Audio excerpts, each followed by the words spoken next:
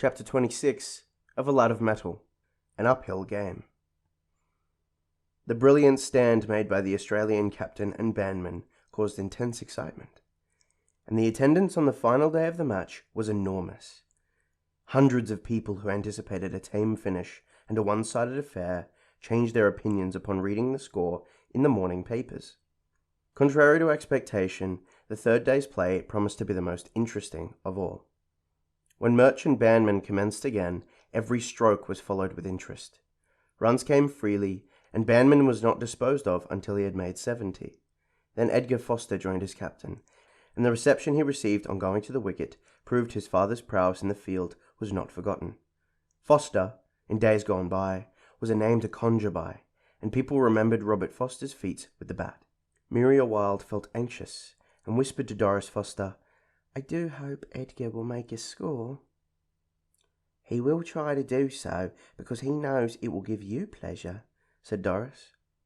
Murch spoke to Edgar when he went in to bat, and gave him a hint or two as to the bowling. Edgar played the last ball of the over, and then Murch scored a couple in the next over. The bowling was splendid. Both Shaw and Morley were doing their level best. Edgar found Alf Shaw could deceive a batsman, and put in a swift ball when least expected. He scored a single off the last ball, and then faced Morley. Edgar was partial to swift bowling, as Morley soon discovered, and the over proved productive. "It's getting well set," thought Edgar. "I believe I'm in for a good score." The runs came freely, and it was not until he had made 160 runs that Murch was caught. He had done splendidly, and his return to the pavilion was a triumph. Royal joined Edgar and played steadily. Grace took the ball and faced Edgar. The English captain knew Edgar was a free hitter and placed his men far out. Then he tried to tempt him to send a catch. Edgar narrowly escaped being caught at the second ball of the over, and this made him careful. The last ball, however, was one he could not resist hitting. He drove it straight as a dart, and it landed over the boundary. It was a tremendous hit and caused an outburst of cheering. The next exciting moment came when E.M. Grace made a magnificent catch at long run from a very high hit by Royal.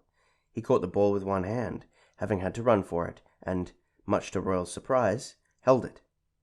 Donald came next, and then there was some big hitting. Both batsmen knocked the bowling about terribly. When Edgar had scored 50, there was a hearty cheer, and he appeared likely to make as big a score as his captain. The Australians were playing a splendid uphill game, and keeping up their reputation as men who never know when they are beaten. At the fall of the 7th wicket, the 252 runs had been wiped off, and they were over 50 to the good. The game now became most exciting, as the Englishmen knew if they did not quickly dispose of the Australians, the game would end in a draw. Each man worked hard, and the fielding and bowling was splendid. Still Edgar Foster kept on increasing his score and passed his century, to the great delight of his father and his friends. Connor was now in, and his hits were marvellous.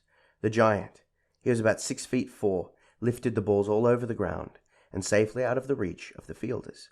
When the last wicket fell, Edgar Foster was 150, not out, and the score was 502 runs, or 250 ahead of the Englishman. Such a grand uphill game, it was generally acknowledged, had never been played before. Edgar Foster was overwhelmed with congratulations, and Muriel Wilde showed her delight on her face. "It was splendid, Edgar," she said. "I believe you would have made 200 or more."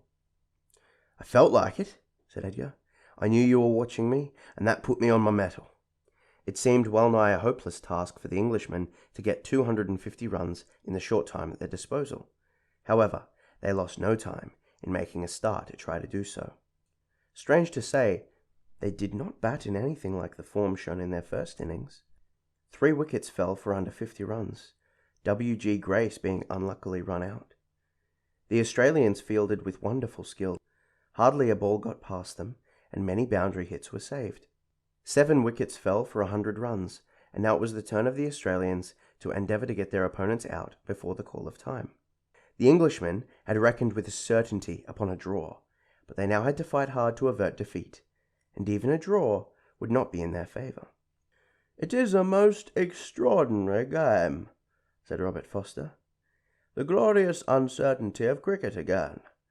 You never can tell how it will go until a match is over, no matter how favourable it may look for a particular side." He had joined the ladies, and they were all watching the game with interest, taking keen note of every good stroke and every brilliant piece of fielding. Will Brown looked at his watch. "They have only half an hour left," he said. "I should not wonder if they were got out in that time." The thousands of spectators also wondered how the game would end. 10 minutes before time, Morley joined Shaw at the wickets. They were not good bats, anything but that, and the crowd knew it. Morley hit out recklessly and made a couple of fours, and Shaw played steadily. The Australians did all in their power to separate them, but, as luck would have it, they failed to do so. The game ended in a draw, which practically amounted to a victory for the Australians, as the English 11 required over 70 runs to win. The result of this match was a subject of conversation for some days, and the grand struggle made by the Australians was commented upon on all sides. At Elm Lodge the event was duly celebrated, and, as Robert Foster promised, the party made a night of it. When the tour of the Australians was finished, they left for home, but Edgar Foster did not return with them. At his father's request, he remained at home. "What will Ava think when she finds that I have not returned?" said Edgar. "I promised her I would go back." "We must try and get her over here," said his father. "I shall feel lonely when you and Doris have left me, and Ava will be nice company for me." "She's a dear little thing," said Edgar, "and you will love her as much as though she were your own child." "Do you think every soul on board the Distant Shore, with the exception of Ava and yourself, was drowned?" said Robert Foster. "There can hardly be any doubt about it," said Edgar. "Why do you ask?" "Because I have received a rather mysterious letter," said Robert Foster. "It bears a Sydney postmark and contains news that may interest you. I will show it to you."